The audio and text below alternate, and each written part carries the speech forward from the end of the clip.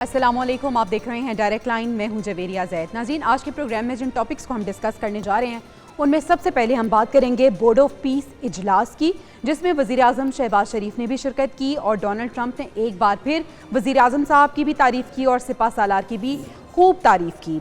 हम अपने पैनल से ये जानेंगे कि वो इस इजलास को किस तरह से रीड करते हैं और गज़ा के हवाले से क्या वाकई कुछ बेहतरी होने जा रही है और गज़ा का क्या वाकई कुछ सोचा जा रहा है। प्रोग्राम के दूसरे हिस्से में हम बात करेंगे साबिक वज़ीर आज़म इमरान खान के हवाले से, जिनके हालिया तिबी मुआयने और इलाज को लेकर जो र्यूमर्स हैं, ये कहा जा रहा है कि दानिस्ता तौर पर इसको सियासी मसला बनाया जा रहा है और इसे मुतनाज़ बनाने की कोशिश की जा रही है। क्या वाकई ऐसा है? और इसके साथ साथ जो पाकिस्तान तहरीक इंसाफ मुज़ाकरत और मज़ाहमत के बीच में फंसी हुई नज़र आ रही है, कन्फ्यूजन का शिकार नज़र आ रही है, आखिर कन्फ्यूजन है कहाँ पर? प्रोग्राम के आखिरी हिस्से में बात होगी। अक़वाम मुत्तहिदा की रिपोर्ट ने अफ़गान तालिबान का जो बयानिया है वो एक बार फिर खाक में मिला दिया है। क्या बयानिया है और अक़वाम मुत्तहिदा की रिपोर्ट है क्या, इस सबको तफसीलन डिस्कस करेंगे। आज के डिस्कशन के लिए पैनल मेरे साथ मौजूद है। पैनल का तारुफ आपसे करा देती हूँ। आज के डिस्कशन के लिए ब्रिगेडियर रिटायर्ड बाबर अलाउद्दीन साहब, डिफेंस एनालिस्ट, हमें ज्वाइन करेंगे। डॉक्टर इरफान फ़ानी साहब IR एक्सपर्ट हैं, हमारे साथ मौजूद हैं। और स्टूडियोज़ में नसीर वागा साहब ने हमें ज्वाइन किया है। आप तीनों मेहमानों का बहुत शुक्रिया अदा करना चाहूँगी। और गज़ा बोर्ड ऑफ पीस इजलास को आप किस तरह से रीड करते हैं? इसमें पाकिस्तान की शिरकत, वज़ीर आज़म साहब मौजूद थे, बड़ा खुशगवार माहौल रहा। डोनाल्ड ट्रंप ने एक बार फिर से खुल के तारीफ़ भी की। सर, क्या देखते हैं आपके, क्या वाकई गज़ा के बारे में सोचा जा रहा है और क्या गज़ा में अमन कायम होने जा रहा है? कैसे देखते हैं आप? जी जवेरिया, ये जो बोर्ड ऑफ पीस मेरे नज़दीक इसके मैं दो डोमेन्स में इसको मैं देखूंगा। एक इसकी ये डोमेन मैं डिस्कस करना चाहूँगा कि जो खुद बोर्ड ऑफ पीस है इसकी लीगैलिटी के ऊपर मैं बात करना चाहूँगा और ये कितना अफेक्टिव होगा पैलेस्टाइन या गज़ा को लेके। और दूसरी मरहला जो है उसके अंदर हम पाकिस्तान के किरदार के हवाले से बात करेंगे। देखिए, जो बोर्ड ऑफ पीस है ये 8 ममालिक थे जिन्होंने मिलकर गज़ा के अंदर पीस लाने के लिए, जिसके अंदर पाकिस्तान भी शामिल था, इन्होंने एक बोर्ड तश्कील दिया। और फिर हम देखते हैं यूनाइटेड नेशंस की जो सिक्योरिटी काउंसिल का इजलास हुआ, उस अजलास के अंदर एक करारदाद के तहत इसको बैकिंग जो है वो यूनाइटेड नेशन सिक्योरिटी काउंसिल की मिल जाती है। उससे पहले भी एक फिर शर्म शेख के अंदर आप तमाम ममालिक को बुलाया जाता है। उसके बाद पहला दौर हुआ और अब ये जो इसका दूसरा दौर है जिसके अंदर गज़ा के अंदर पीस लाने के लिए, उसकी रिकंस्ट्रक्शन के लिए और हमास को डी आर्म्स करने के लिए जो है वो इस बोर्ड की तश्कील दी जा रही है, जिसके अंदर एक इंटरनेशनल स्टेबलाइजेशन फोर्स की बात भी की जा रही है और मुख्तलिफ जो ममालिक हैं वो इसके अंदर $1 बिलियन जो डॉलर्स हैं वो भी देंगे। तो जब हम इसकी लीगैलिटी की बात करते हैं तो देखें, ये एक प्राइवेटाइजेशन ऑफ इंटरनेशनल लॉ का फिनोमिना एक तरह से इमर्ज हो रहा है। जिस तरीके से हम मुख्तलिफ चीज़ों को प्राइवेटाइज कर देते हैं, पहले दुनिया के अंदर इस वक्त यूनाइटेड नेशंस हमारे पास मौजूद थी और उससे पहले लीग ऑफ नेशन मौजूद थी, जिसका काम ही ये था कि दुनिया के अंदर जितने भी मामलात हैं, जो ममालिक के दरमियान कॉन्फ्लिक्ट्स हैं, उनको रिजॉल्व करे और दुनिया के अंदर अमन के लिए अपना किरदार अदा करे। सेकंड वर्ल्ड वॉर के बाद यूनाइटेड नेशंस की तश्कील का भी अल्टीमेट पर्पज ये था कि दुनिया के अंदर अमन को कायम किया जाए और दुनिया के अंदर जो जंगें हो रही हैं, किस तरीके से हम फ्यूचर जनरेशन को उन जंगों से महफूज रख सकते हैं। तो डोनाल्ड ट्रंप ने आके जिस तरीके से एक सब्स्टिट्यूट बॉडी के तौर पर बोर्ड ऑफ पीस की तश्कील की है, और उसमें जो सबसे बड़ी जो बात कंसर्निंग है वो ये है कि यूरोप का कोई भी मुल्क आपको सिवाय हंगरी के वहाँ पे नज़र नहीं आता है।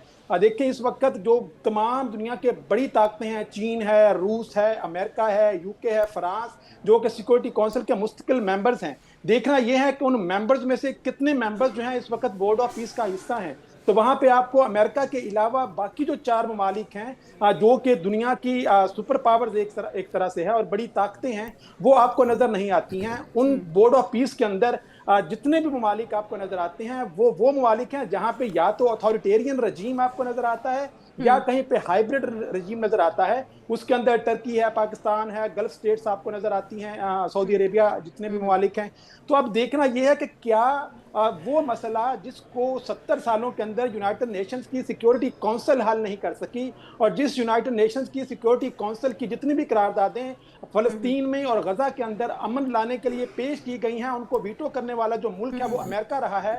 और वही अमेरिका एक ऐसा बोर्ड ऑफ पीस बना रहा है जो फ़लस्तीन और गज़ा के अंदर पीस लेके आएगा तो बुनियादी तौर पर ये एक एक्सटेंशन ऑफ इजराइल या एक्सपेंशन ऑफ इजराइल की तरफ जाती हुई मुझे ये बात नजर आ रही है कि ठीक है फानी साहब, आपने को... इशारा किया कि सलामती काउंसिल के जो ममालिक हैं जिनमें चीन शामिल है, जिनमें रूस बरतानिया शामिल है, वो गजा बोर्ड ऑफ पीस में नहीं, तो अगर ये ममालिक शामिल नहीं है तो इसकी क्या ऑथेंटिसिटी होगी, इसका फ्यूचर क्या होगा, ये मैं आपसे जरूर जानना चाहूंगी। लेकिन अभी वागा साहब को भी शामिल गुफ्तगू करते हैं। वागा साहब, डोनाल्ड ट्रंप ने एक बार फिर से तारीफ की है, वजीर आजम साहब की भी तारीफ की है, फील्ड मार्शल की भी तारीफ की है।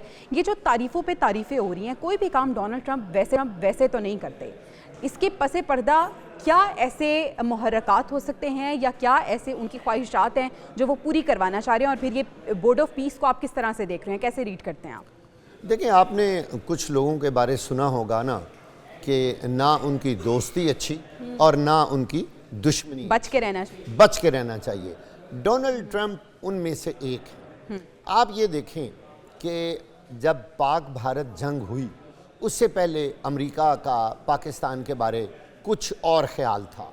जैसे ही पाकिस्तान ने ये शेरों की तरह जंग जीती तो उसके बाद अमेरिका समेत पूरी दुनिया में पाकिस्तान की, फील्ड मार्शल की और हुकूमत की तारीफ़ें होने लगी। इससे क्या नज़र आता है? यानी वो सिर्फ उन लोगों की तारीफ़ करते हैं जो मजबूत होते हैं, जो शेर बहादुर होते हैं। पाकिस्तान का इस वक्त जो पूरे एक खित्ते के ऊपर इस वक्त होल्ड हो चुका है, इसी वजह से डोनाल्ड ट्रंप शहबाज शरीफ और फील्ड मार्शल की तारीफ़ें करते हुए थकते नहीं हैं। लेकिन एक चीज़ हमें ज़रूर याद रखनी चाहिए कि इनके पीछे वो कौन सी कहानी है। असल बात यह है, इसके पीछे कहानी है इसराइल को मंजूर करने की, सपोर्ट करने की, और ये जो बोर्ड ऑफ पीस बनाया है इसमें उन्होंने पाकिस्तान को शरीक करके और अब उस लाइन में इनको खड़ा किया, और इनकी भी वही सपोर्ट चाहते हैं क्योंकि पाकिस्तान का इस्लामी दुनिया के ममालिक में बहुत ही अहम किरदार है। ये वाहिद एटमी कुव्वत है जिसको देख के पूरी दुनिया लरजती है, जिसकी वजह से डोनाल्ड ट्रंप हमारी तारीफ़ों पे तारीफ़ें करते जा रहे हैं। अब देखना ये है इसका नतीजा बाद में क्या निकलता है, वो हमसे कौन सी वो चीज़ें मनवाना चाहते हैं। आपके सामने जो कुछ गज़ा में हुआ, मैं हैरान हूँ कि अब डोनाल्ड ट्रंप साहब कह रहे हैं कि हमें एक महफूज, खुशहाल और हंसता बसता एक गज़ा चाहिए, और तो गिराया किसने, उसको तबाह किसने किया? यानी पहले आप एक चलते फिरते मुल्क को, एक सिस्टम को चलते हुए पहले आपने इसराइल की मदद से उसको तबाह किया, और अब आप उसको रीबिल्ड करने के लिए अरबों डॉलर उस पर खर्च कर रहे हैं। ये कौन सा तरीका है? अब सवाल ये है कि जो रीबिल्ड करने के लिए पैसा जमा किया जा रहा है, क्या वो वाकई गजा के लिए यूज़ होगा या नहीं? ब्रिगेडियर साहब ने भी हमारे साथ मौजूद हैं। ब्रिगेडियर साहब, आप इस बोर्ड ऑफ पीस इजलास को किस तरह से देख रहे हैं? पहला इजलास था और डोनाल्ड ट्रंप साहब कह रहे हैं कि हम गजा के लोगों के लिए रोशन मुस्तकबिल चाहते हैं, और अक़वाम मुत्तहिदा को उन्होंने कहा है वो बहुत ज़रूरी है और अपनी सलाहियत के मुताबिक काम करता रहेगा। क्या आप बोर्ड ऑफ पीस को सब्स्टिट्यूट के तौर पर देख रहे हैं अक़वाम मुत्तहिदा के? देखिए, अक़वाम मुत्तहिदा तो पिछले 80 साल से नाकाम हो चुका ना। जो अक़वाम मुत्तहिदा की अपनी करारदादे हैं, चाहे वो फ़लस्तीन हो या कश्मीर हो, उसके ऊपर अमल तो नहीं हो सका। रीज़न बीइंग के सिक्योरिटी काउंसिल के जो परमानेंट 5 मेंबर्स हैं वही सब कुछ करते हैं, सब उनकी सुनी जाती है। उनमें से कोई वीटो कर देगा तो कुछ भी नहीं होगा। अभी अमेरिका आज की दुनिया की सोल सुपर पावर है, इसमें तो कोई शक नहीं है, कोई दो राय नहीं है। बोर्ड ऑफ पीस ज्यादा मैं कहता हूँ ऑप्टिमिस्टिक नहीं होना चाहिए, लेकिन एट द सेम टाइम हमें कुछ पॉजिटिविटी के साथ बात करनी चाहिए। एक इनिशिएटिव है, लोग कहते हैं डिस्कशंस होती हैं कि पाकिस्तान को बीच में शामिल कर लिया है और फ़लस्तीन के मसले को इसराइल की मर्जी के मुताबिक हल कराना चाहते हैं, हमास को डिसआर्म करना चाहते हैं और इस मसले को इसराइल की इजारादारी के जरिए वो खत्म करना चाहते हैं। बात यह है कि जब पाकिस्तान वहां पर मौजूद है, अभी हमें किसी ने वहां पर बांध तो नहीं रखा कि जिस उम्मीद के साथ हम वहां पर गए हैं, अगर वो उम्मीद पूरी नहीं होती तो हमने फिर भी बोर्ड ऑफ पीस का हिस्सा बने रहना है। रात को पाकिस्तान के प्राइम मिनिस्टर ने जो वहां पर एक तकरीर की है, मेरा ख्याल वाहिद वर्ल्ड लीडर है जिन्होंने वहां पर जिक्र किया फ़लस्तीनियों की आज़ाद रियासत का, अक़वाम मुत्तहिदा की करारदादों पे अमल करने का और फ़लस्तीन के मसले का अक़वाम मुत्तहिदा की करारदादों के मुताबिक हल करने का। और तो किसी ने बात नहीं की।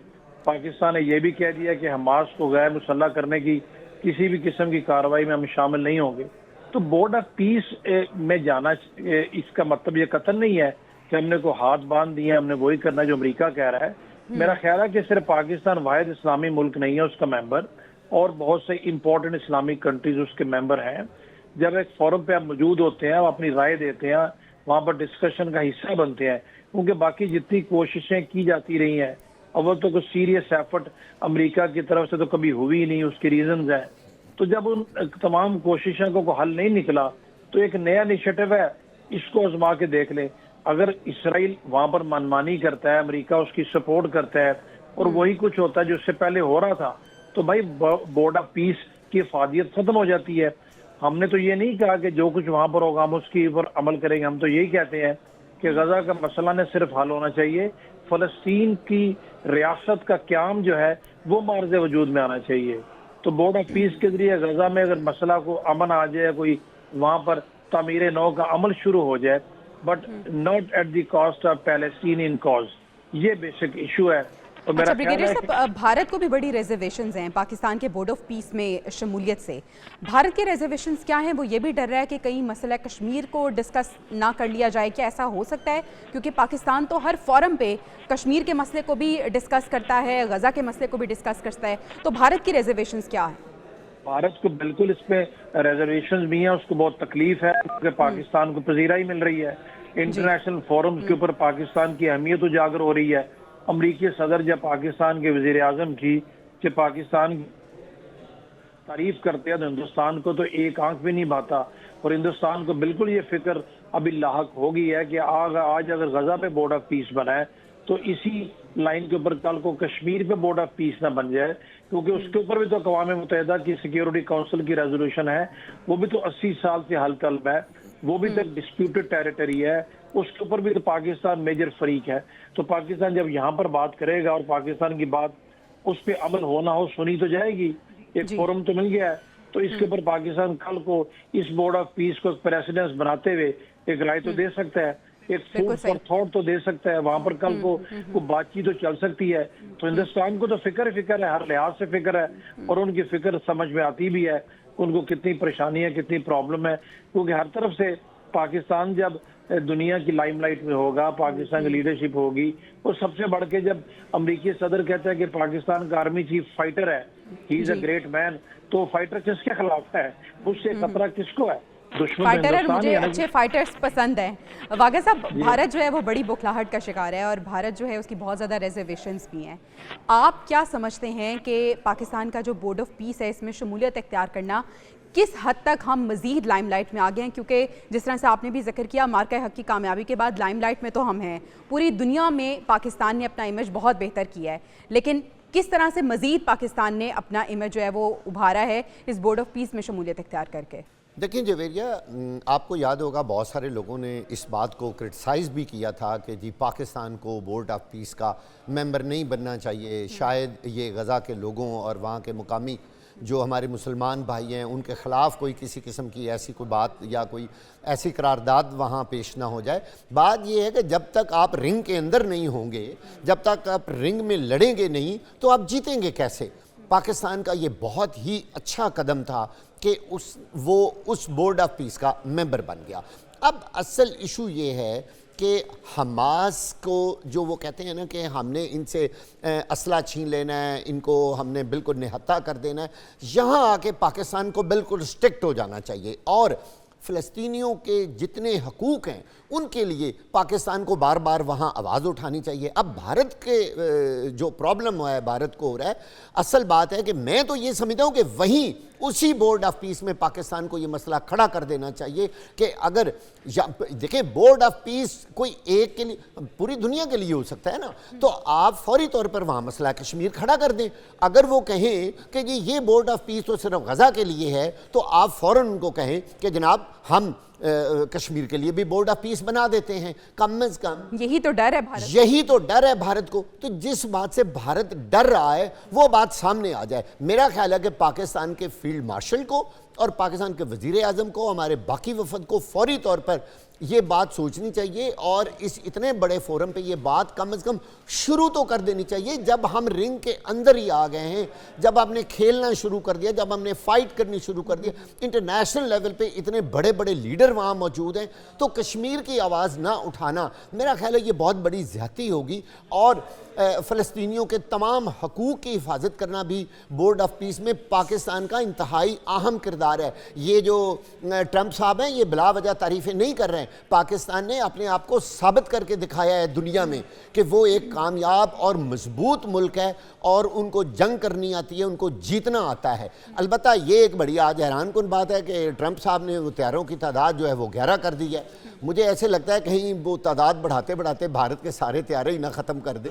तो ये जो बात है ना ये थोड़ी सी उनकी क्रेडिबिलिटी पे आ रही है, या तो उनको फिर बात याद नहीं रहती कि असल तादाद कितनी थी। बहरहाल वो शायद पाकिस्तान के साथ बहुत ही ज़्यादा मोहब्बत करने लगे हैं और फील्ड मार्शल के साथ, और जिस तरह वो शहबाज शरीफ साहब को गले लगा रहे हैं, यकीन जाने भारत के तो सीने पे भारत की बात और अफगानिस्तान की बात ना हो, ये मेरे ख्याल में ज्यादती हो जाएगी, क्योंकि इस वक्त भारत और अफगानिस्तान का गठजोड़ है। ब्रिगेडियर साहब, अफगानिस्तान से जो दरअंदाजी हो रही है पाकिस्तान के अंदर और हमारे जवानों की शहादतें हो रही हैं, गो के हमारे जवान भी बहादुरी से लड़ रहे हैं और ये जो दहशतगर्द हैं इनको जहन्नुम वासिल भी किया जा रहा है। लेकिन अक़वाम मुत्तहिदा की जो रिपोर्ट है सर, उन्होंने अफगान तालिबान का जो बयानिया है उसको खाक में मिला दिया है और पाकिस्तान का जो मौक़िफ़ है उसको एक बार फिर से पजीराई मिली है कि अफगानिस्तान की सरजमीन ही दहशतगर्दी के लिए इस्तेमाल हो रही है। कैसे देखते हैं आप इसे? जी, अफगानिस्तान की जो अक़वाम मुत्तहिदा की जो रिपोर्ट है, उस रिपोर्ट में जिन बातों का जिक्र किया गया है ये वही बातें हैं जो हम बहुत अरसे से करते चले आ रहे हैं। हम डोमेस्टिकली भी कर रहे हैं, हम इंटरनेशनली भी कर रहे हैं।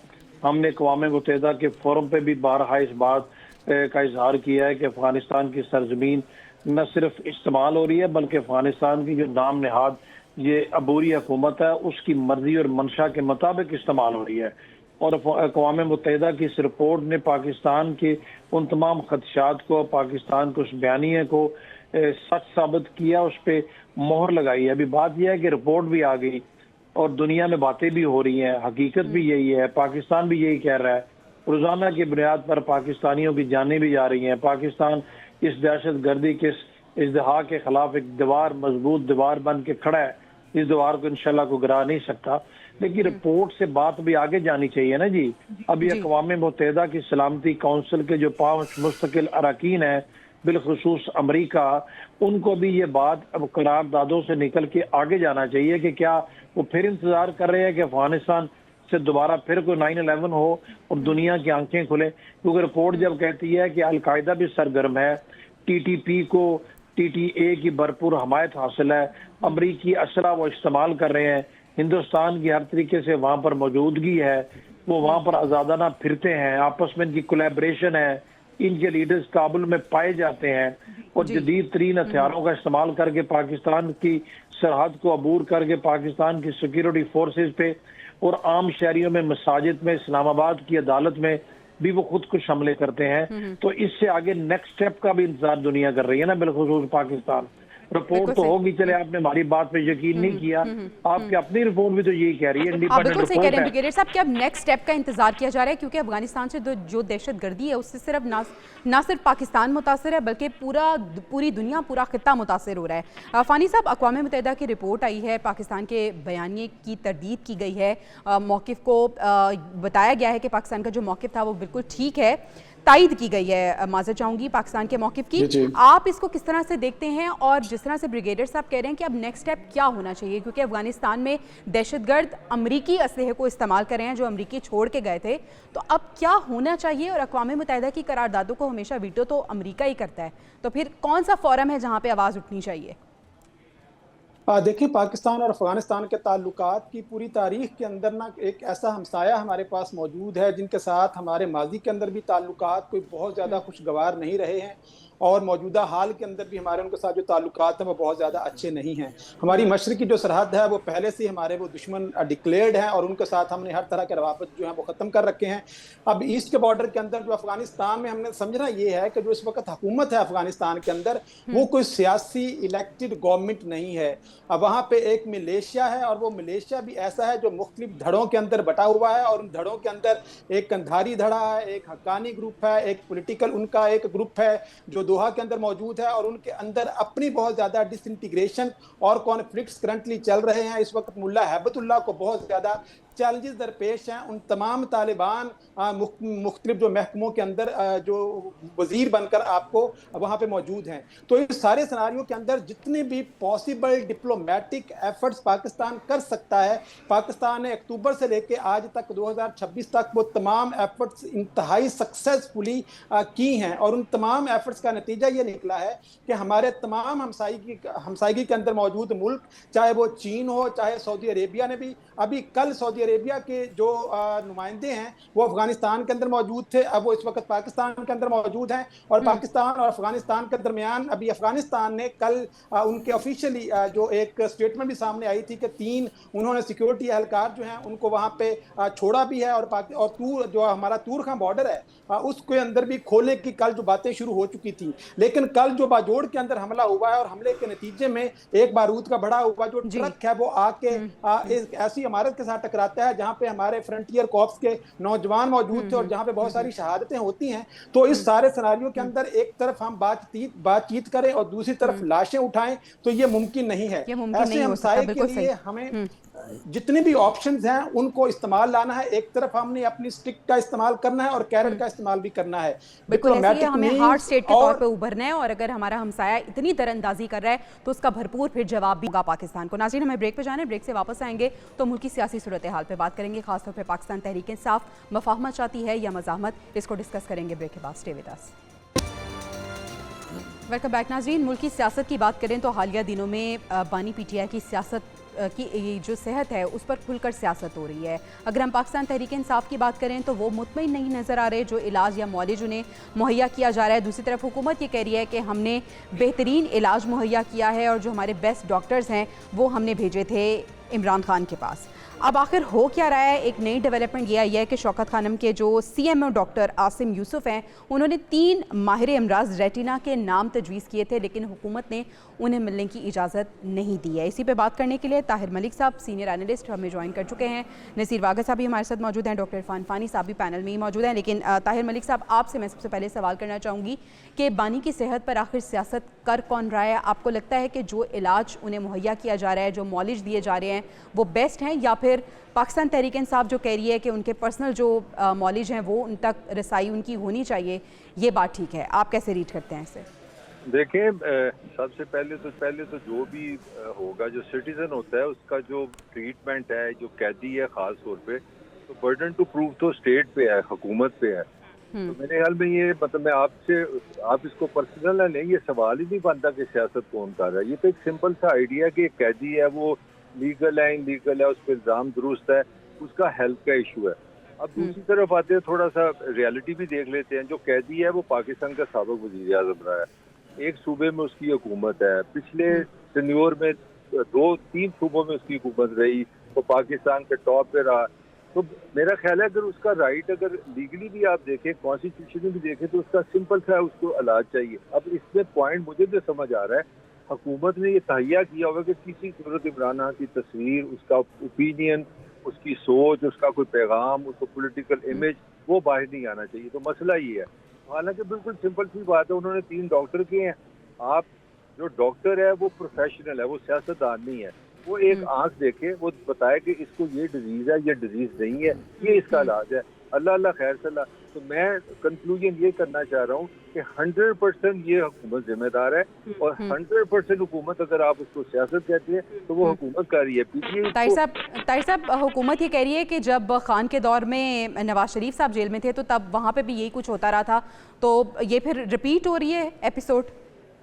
मोहतरमा, बात ये है, अगर नवाज शरीफ के साथ हुआ तो वो भी गलत हुआ, तो इसका ये मतलब नहीं है कि हम इमरान खान को इस चीज की सजा दे के पहले गलत हुई है। क्या इंसानों का माशरा नहीं बनाना पाकिस्तान? क्या हम कोई कम अक्ल लोग हैं? हम भी समझदार हैं, दुनिया के एक हमारा नाम है, हमें अक्ल से चलना चाहिए। मेरा हाल एक प्राइम मिनिस्टर को भी छोड़ दें, एक कोई दुनिया की कोई 200 ममालिक है, किसी सबसे पहले तो मैं जो असल बात करना चाह रहा हूँ कि आप पाकिस्तान के कॉन्स्टिट्यूशन की स्टडी कर लें।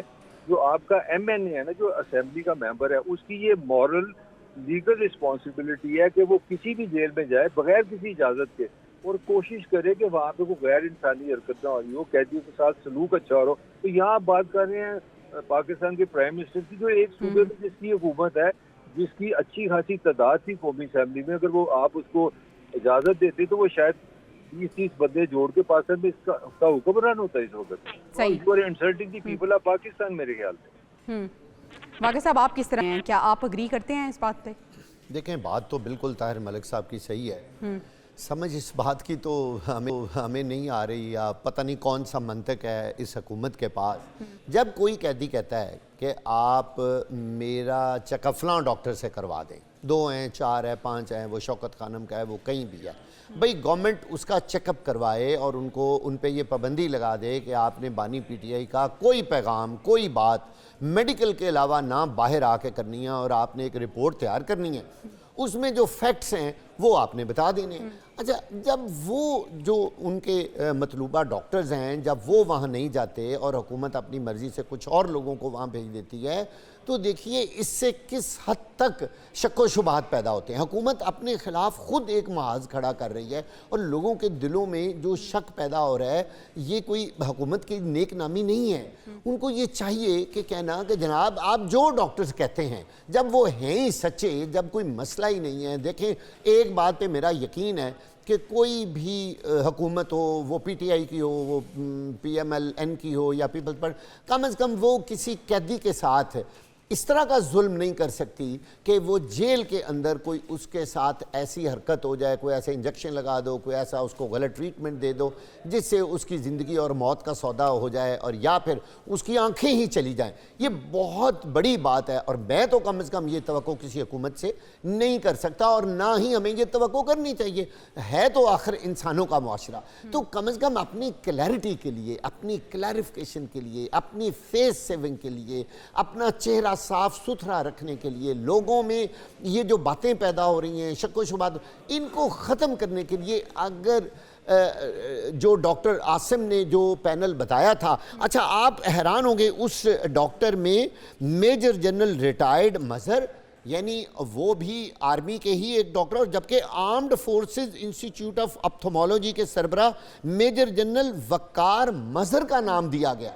आप इस बात से अंदाज़ा लगाएं कि एक तो साबिक फौजी है, और एक मौजूदा आर्म्ड फोर्सेस का जो ऑप्थोमोलॉजी का एक बड़ा इंस्टीट्यूट है, उसका वो बाकी साहब, अगर ये बात करते हैं कि हमारे साथ भी ऐसा ही हुआ था, तो इनको इनके ज़ाती नॉलेज प्रोवाइड किए गए। हाँ, नवाज शरीफ साहब के ज़ाती नॉलेज उनके पास, यही करते जाएंगे। उसने किया था तो हम भी ऐसा ही बिल्कुल ऐसे करेंगे। अब भाई, अब इस सिलसिले को बंद करें। इस साइकिल को किसी ने तो तोड़ना है, किसी ने तो तब्दीली लेके आनी है, कोई एक पॉजिटिव जो जेस्चर है वो दिखाना चाहिए। इरफान वानी साहब, आपसे मैं गज़ा बोर्ड ऑफ पीस के हवाले से ही बात करना चाहूँगी।